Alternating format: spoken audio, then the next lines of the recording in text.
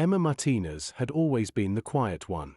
The girl who sat in the back of lecture halls, who ordered coffee through mobile apps to avoid small talk, who chose self-checkout lanes even when regular lines were shorter.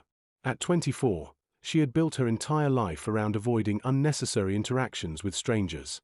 But now, sitting in the pristine waiting room of Beverly Hills Orthopedic Center, Emma knew she couldn't hide anymore. The chronic pain in her knee had finally forced her hand. 3 months of limping through her job at the university library, 3 months of pretending everything was fine, and 3 months of sleepless nights had led her here. The waiting room whispered of money and privilege. Soft classical music played from hidden speakers, while afternoon sunlight filtered through floor-to-ceiling windows onto leather chairs that probably cost more than Emma's monthly rent. She clutched her insurance paperwork with slightly trembling fingers, wondering if she belonged in this place at all. Emma Martinez. A gentle voice called her name. She looked up to see a nurse with kind eyes and a warm smile gesturing toward a doorway. Emma's heart hammered as she followed the woman down a hallway lined with awards and certificates. The walls seemed to close in slightly with each step, her familiar anxiety building like a storm cloud in her chest. The examination room was a marvel of modern medicine.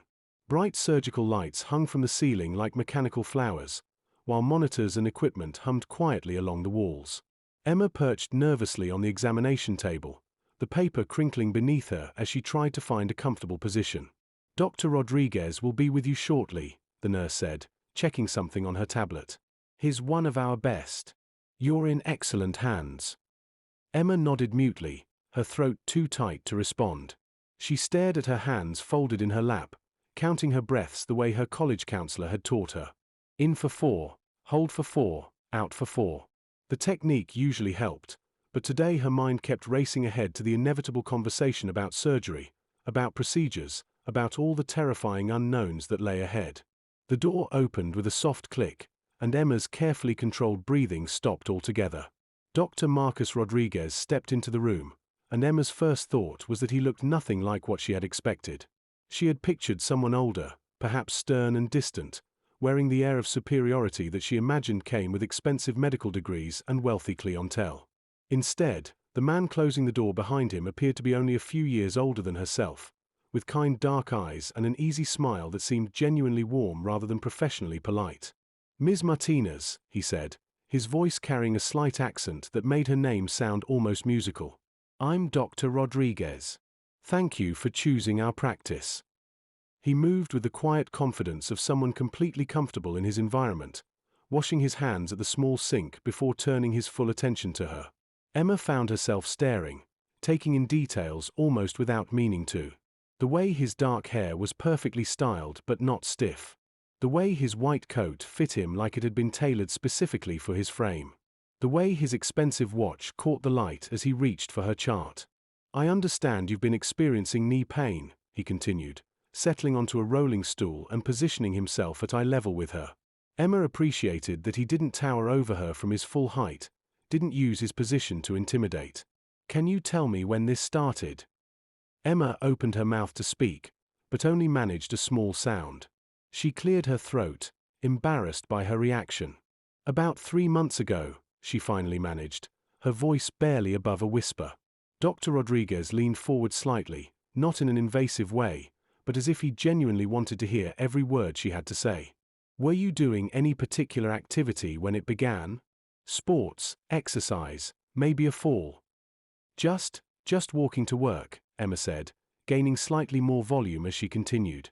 "I was crossing the street, and I stepped wrong on the curb. It wasn't dramatic or anything. I just twisted it a little." "Sometimes the smallest movements can cause the biggest problems," he said with understanding. "Have you seen anyone else about this?" Emma shook her head, then realized she should probably explain. "I kept thinking it would get better on its own. I'm not really good with doctors' offices." She felt heat rise in her cheeks as she admitted this weakness. Instead of the judgment she expected, Dr. Rodriguez's expression softened with genuine empathy. "Medical settings can be overwhelming," he said simply. "I'm glad you finally came in, though. Let's take a look and see what we're dealing with." As he began his examination, Emma found herself relaxing in ways she hadn't expected. His hands were gentle but sure as he tested the range of motion in her knee, asking her to describe what she felt on a scale from 1 to 10. When she winced at a particular movement, he immediately stopped and adjusted his approach. "I think I see what's happening here," he said after several minutes of careful testing. "You've likely torn your meniscus. It's a small tear, but it's in a location that won't heal on its own." Emma's stomach dropped. "Surgery," she whispered. "A minor arthroscopic procedure," he confirmed. "But Emma, if I may call you that, this is actually good news. It's completely fixable, and the recovery is much easier than you might think." He rolled his stool closer, and Emma caught a hint of his cologne, something clean and expensive that made her inexplicably aware of her own rapid heartbeat. "I know this is scary," he continued, his voice gentle. "But I want you to know that you'll be completely comfortable throughout the entire process. We'll take excellent care of you." Emma found herself studying his face as he spoke, noticing the sincerity in his dark eyes, the way he seemed to genuinely care about putting her at ease. She had expected to feel small and insignificant in this place, just another patient to be processed efficiently. Instead, she felt seen. "The procedure itself takes about 30 minutes, Dr. Rodriguez explained, pulling up images on his tablet to show her exactly what would happen. "We make 2 small incisions, no bigger than the tip of a pencil. I go in with a tiny camera and some very precise instruments, clean up the torn tissue, and you're done." Emma nodded, trying to process the information, but she found herself distracted by the way his hands moved as he spoke, elegant and precise, clearly the hands of someone who had dedicated years to perfecting his craft. "What's the recovery like?" she asked, surprising herself with the steadiness of her own voice. 2 weeks of taking it easy, then gradually increasing activity. Most people are back to normal within 6 weeks. He paused, tilting his head slightly as he studied her expression. "What concerns you most about this?" The question was so direct, so genuinely interested, that Emma found herself answering more honestly than she had intended. "I've never had surgery before. I don't like being helpless, out of control." Dr. Rodriguez nodded thoughtfully. "That's completely understandable. What if I told you that you'd be awake for the procedure? We use a local anesthetic, and you can watch on the monitor if you want to. You'd be in complete control of what's happening." Emma felt something shift in her chest, a loosening of the tight anxiety that had been her constant companion for months. "Really? Really? And Emma?" He leaned forward again, his voice dropping to something almost intimate. "I want you to know that I'll personally handle every aspect of your care. You won't be passed off to residents or other staff. It'll be me with you from start to finish." Something in his tone made Emma look up and meet his eyes directly for the first time since he'd entered the room.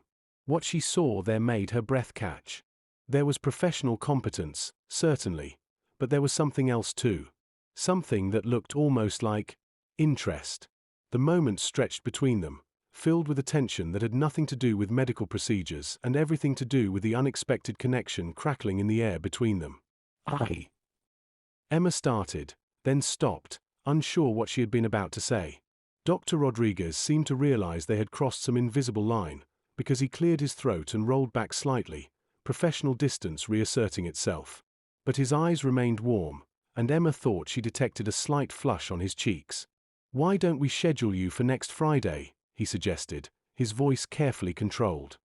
"That will give you time to prepare, and I can make sure my schedule is completely clear." Emma nodded, not trusting her voice. As he stood to leave, Dr. Rodriguez paused at the door. "Emma," he said, and her name sounded different in his voice now, softer somehow. "You're going to be fine. I promise." After he left, Emma sat in the quiet examination room for several long minutes, her heart racing for reasons that had nothing to do with medical anxiety.